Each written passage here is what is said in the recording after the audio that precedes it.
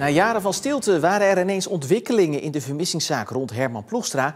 En het hing al een tijdje in de lucht. Maar sinds deze week is het een feit. De 2 Zeeuwse ziekenhuizen gaan meer samenwerken. Maar er gebeurde meer deze week. Het herinnert ieder jaar weer aan de coronaperiode. De herhaalprik die door de GGD wordt gegeven aan mensen die een hoger risico lopen om ernstig ziek te worden door corona. 60-plussers zijn veruit de grootste groep die een prik kunnen halen. Drukken we het even af, want staan dat het 2 minuten afgedrukt moet worden. Hè? Een van de locaties waar de prik wordt gezet is hier in de Zeelandhallen in Goes. Naar verwachting zullen zo'n 65.000 mensen de prik halen. En de GGD benadrukt hoe belangrijk het is om die prik te halen. Corona blijft gewoon, het is er nog steeds. En wij vinden als GGD het heel belangrijk om de mensen de mogelijkheid te geven om zich voldoende te beschermen. Dus zeker voor de risicogroepen is het goed dat ze toch van deze aanbieding gebruik maken. Veel is hetzelfde als vorig jaar. Maar de mensen van 18 tot en met 49 jaar die jaarlijks de griepprik krijgen, ontvangen dit jaar geen uitnodiging. Nou, er is wel gebleken dat onder die groep, dat we dan toch definiëren als de iets jongeren, dat het risico op ernstige ziekte naar aanleiding van een coronabesmetting lager is. Dus met dat oogpunt is besloten om hen niet meer op te roepen. Maar als je toch de vaccinatie wil halen, ben je altijd welkom. Ook als je niet in een risicogroep valt. En ook op straat wordt er nagedacht over die herhaalprik. Mevrouw, heeft u een uitnodiging gehad voor de coronavaccinatie? Ja, dat heb ik gehad. En gaat u hem ook gebruiken? Ik ga hem zeker gebruiken. Ik ga hem halen. En waarom?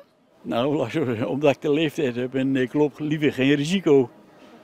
Merkt u dat het in uw omgeving ook nog leeft of dat niet?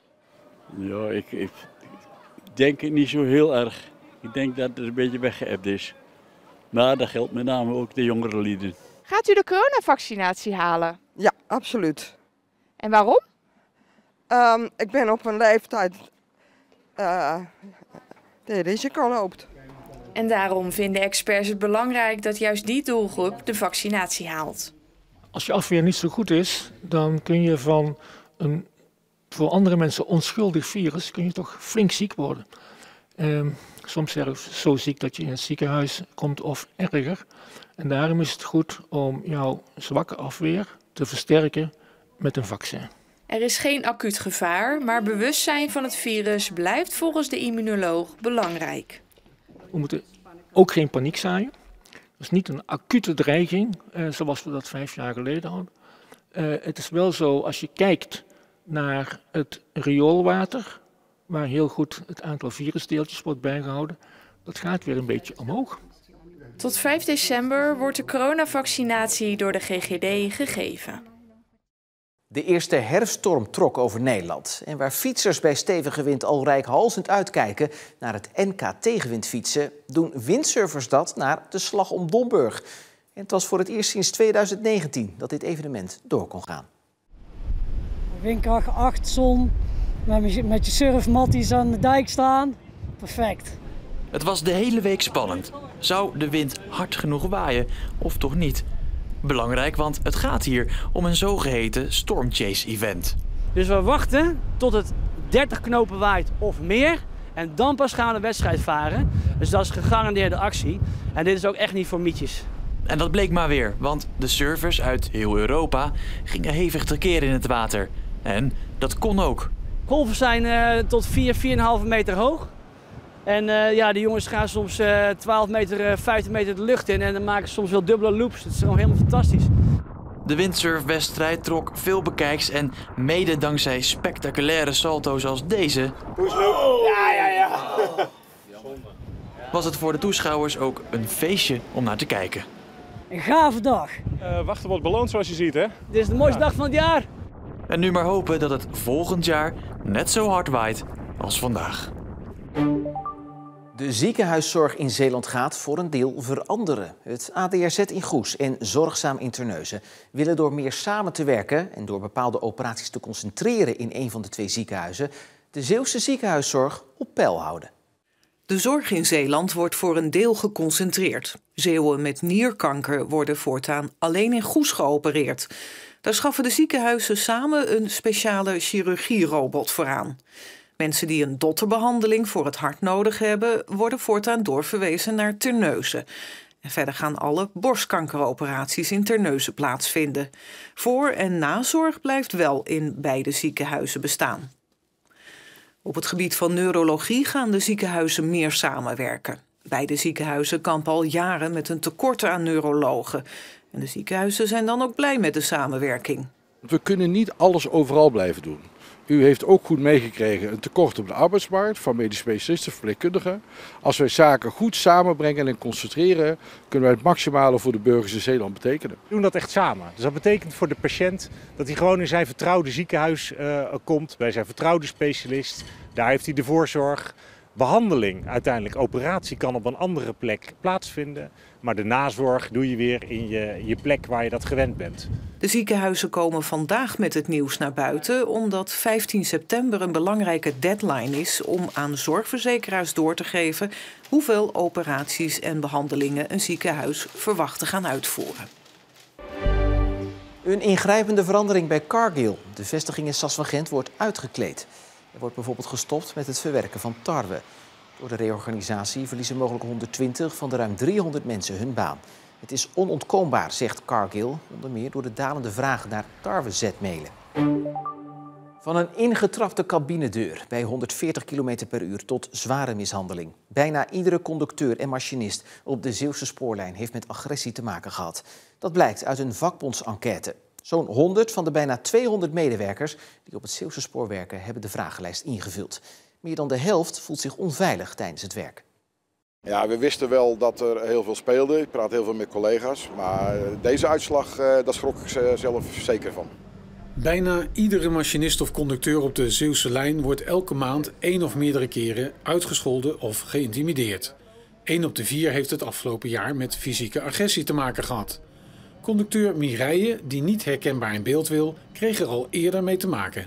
Ik ben een keer echt mishandeld, juli 2023. Dat ik gewoon helemaal beurs was en bont en blauw. En die persoon is dus 3 weken onvoorwaardelijk veroordeeld. En €800 boete. En zulke dingen maken wel indruk hoor. En ik ben niet bang, maar kloppen doet het niet. Als we kijken wat het meest voorkomt, dan zien we dat uitschelden en intimidatie door bijna iedere medewerker wordt genoemd. Bedreiging zonder wapen staat op 2, gevolgd door spugen. Nee, dat is zeker niet normaal en het zou ook niet mogen gebeuren. Maar we zien wel de verandering in de maatschappij en die gaan wij niet oplossen. Maar met name het fysieke geweld zien wij in de afgelopen periode wel stijgen. We hebben verschillende spuugincidenten gehad en de verharding blijft maar gaan. En ja, dat moet echt wel stoppen. Doet uw werkgever op dit moment voldoende? Nou, voor de korte termijn vinden wij dat er te weinig gebeurt. De werkgever heeft een verantwoording naar zijn personeel. Daar zullen op heel korte termijn gesprekken over gevoerd worden. Wat kunnen jullie doen om het veiligheidsgevoel voor collega's op de Zeeuwse lijn te vergroten? Met de lange termijn zijn ze wel met een aantal zaken bezig, zoals de bodycam, het vergroten van de bevoegdheden van veiligheid en service. Maar ja, daar moet je op wachten, dan moeten er ook regels veranderd worden. Maar nu, op de korte termijn, zijn we echt benieuwd wat de NS voor ons kan betekenen. En de NS laat in een reactie weten dat ze voor de korte termijn extra beveiliging gaan inzetten en dat medewerkers van de afdeling Veiligheid en Service, een soort BOA's, vaker gaan meerijden. Over de lange termijn moeten de partijen nog om de tafel. En van de week werd ook bekend dat het kabinet €32 miljoen uittrekt voor veiligheid in het OV. €12 miljoen daarvan moet naar de aanschaf van bodycams gaan. 20 miljoen is bedoeld voor de verbetering van de veiligheid op de stations. Alle Zeeuwse gemeentes worstelen met overvolle opvangcentra voor Oekraïners. De mensen zitten vaak hutje-mutje op een kamer en dan nog is er geen plek meer over. Hier in opvangcentrum Buitenrust in Middelburg zitten momenteel 55 Oekraïense vluchtelingen. Alle kamers zijn bezet, maar er komen steeds meer vluchtelingen bij. En dat begint een serieus probleem te worden. Het was een tijdje eigenlijk wel heel rustig, eigenlijk begin van dit jaar. Maar de laatste maanden hebben we iedere dag weer mensen die aankomen lopen, mensen die mailen, mensen die bellen. Bewoners van ons die vragen of familieleden mogen komen, buren. Mensen zitten echt in de problemen in Oekraïne op het moment. En daarom krijgt zij van de bewoners regelmatig de vraag of hun gevluchte familieleden ook in het gebouw mogen wonen. Maar daar is eigenlijk geen ruimte voor. Dus dan zeggen we soms, het mag wel, maar dan bij jou op de kamer. En dan worden die vierkante meters nog kleiner, maar dat doen ze vaak wel. Bij deze bewoner is goed te zien dat het vaak passen en meten is voor de Oekraïners. Al zal ze dat zelf niet zeggen. After a little time I live in container area. It's a very small room and here it's like big apartments. Ze heeft de kamer doormidden gesplitst. Hier ziet u de woonkamer en aan de andere kant haar werkruimte en slaapkamer. En de kans is groot dat daar binnenkort iemand bij komt. Kijk, afgelopen dinsdag bijvoorbeeld staat er iemand gewoon bij ons aan de balie met een koffer. En die heeft geen plek. En die zoekt al dagen in Nederland naar een plekje. Nou, dan hebben wij nog een noodkamer. Nou, dat was de allerlaatste kamer die we hadden. En nu zitten we gewoon 100% vol. En ook de nieuwe kamers die momenteel gebouwd worden, zijn alweer vergeven. Kortom, gemeente Middelburg trekt aan de bel. Ja, we trekken allemaal aan de bel. Want kijk, tot een jaar geleden kon je ook nog met andere gemeenten schakelen. Hebben jullie nog een plekje? Kunnen we misschien kijken van, heb jij 2 mannen, hebben wij 2 vrouwen? Kunnen we dat misschien nog wisselen? Maar er is niks meer te wisselen, de Tetris is vol. Een volledige stop op het gebruik van staalslakken in de natuur. Zowel op het land als in het water. Dat willen de 13 Zeeuwse gemeenten. Daarom hebben ze het demissionaire kabinet een brief gestuurd met een oproep tot zo'n verbod en een onafhankelijk onderzoek naar de gevolgen van staalslakken. Er moet eerst maar eens wat ons betreft een gedegen onderzoek gaan plaatsvinden. Wat zijn nou de risico's voor de leefomgeving en het milieu? Alle 13 Zeeuwse gemeenten zijn het eens. Stop met het gebruik van staalslakken, ook in het water.